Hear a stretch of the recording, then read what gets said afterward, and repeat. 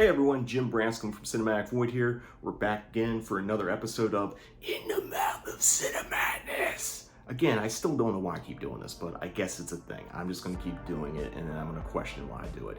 You know, I could do another take where I don't do it, but, you know, just going to go with the flow. Sort of like this series, it's a sub-series of the Cinematic Void vlog where I talk about movies I saw growing up, or in college, or just at any point in my life that had a profound effect on me, and basically created the primordial ooze that would eventually mutate and form into Cinematic Void. So the movie we're talking about today is a follow-up to the previous episode, which was Return of the Living Dead, and even though these are two different movies, I kind of associate them together because that's how I first saw them. So the movie we're talking about is Killer Clowns from Outer Space. Killer Clowns from Outer Space! It's crazy! Rated PG-13. Now, if you want to go back to the Return of the Living Dead episode, if you haven't seen it yet, basically I ended up seeing Return of the Living Dead and Killer Clowns on Outer Space on the Sci-Fi Channel on TV as a kid. And because I was young and I wasn't getting that, like, both of these movies are kind of comedic, I was scared shitless while watching them. And as much as Return of the Living Dead scared me because I had a bit of a zombie phobia as a kid, Killer Clowns actually scared me more. So when I finally watched this movie on VHS years later when I was a little bit older, I was absolutely shocked that this was not the most terrifying movie ever, because that's how I remembered it as a kid. But being able to watch it much older, I got to really appreciate and enjoy how unique and cool and innovative this movie is. Like, first off, it's like, you know, clowns are like a generic staple in horror, but make them alien clowns, make them that they're drinking people's blood through straws once they kind of encase them in cotton candy. It's a cool fucking idea. What seems strange to me is that Killer Clowns was really a cult movie from the start. Like, the only people who I knew had seen it were basically my cult film friends, but beyond that, a lot of people were just like, what? Huh? No idea. So it's been really cool to see this movie just, you know, go from its cult following and kind of expand and become, you know, another horror staple. So when I started Cinematic Void in 2016, Killer Clowns from Outer Space was easily on my list of things I wanted to screen. But I had noticed there hadn't been too many repertory screenings, at least around the time when I had started Cinematic Void. There probably was before.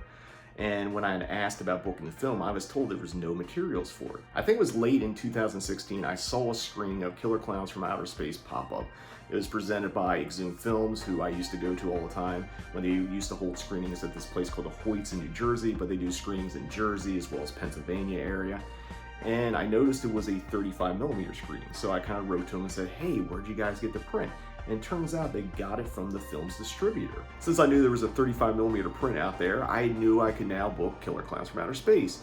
The American Cinematheque asked me to kind of package together as a triple feature so we could do it as a bigger event.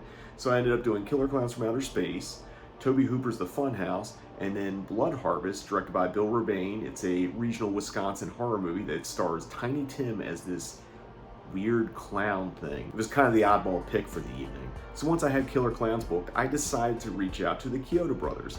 Chiodo brothers are the ones who wrote and directed and did the special effects for Killer Clowns from Outer Space. I wrote them through their production company website, and I got an email back from Stephen Chiodo.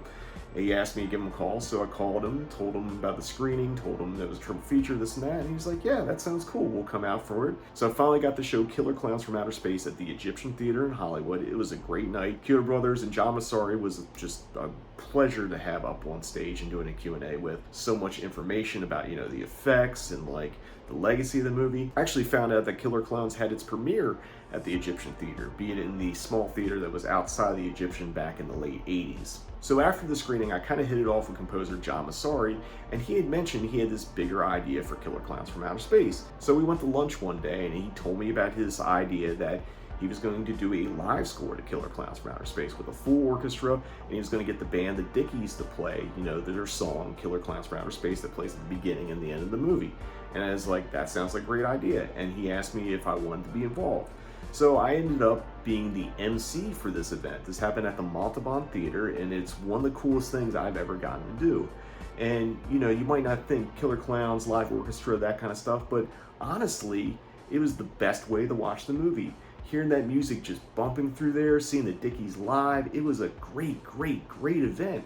And to top it off, I got to host a Q&A with the Kyoto brothers once again, John Massari, and members of the cast of Killer Clowns from Outer Space, including Grant Kramer and Suzanne Snyder. And to this day, it's been an absolute highlight of everything I've done with Cinematic Void, being able to participate in this event. But that's far from the end of my relationship with Killer Clowns from Outer Space. I've talked to John Massari a couple times here and there, and we're still planning on doing something else at some point, because this is a really fun movie. It's a great audience movie, has a great fan base, and it's just a unique, cool, interesting 80s horror movie that just is great to see on the big screen. So that wraps up this episode of In the Mouth of Cinemadness. Sound off in the comments or on social media and tell me, when was the first time you saw Killer Clowns from Outer Space and what was your reaction to it?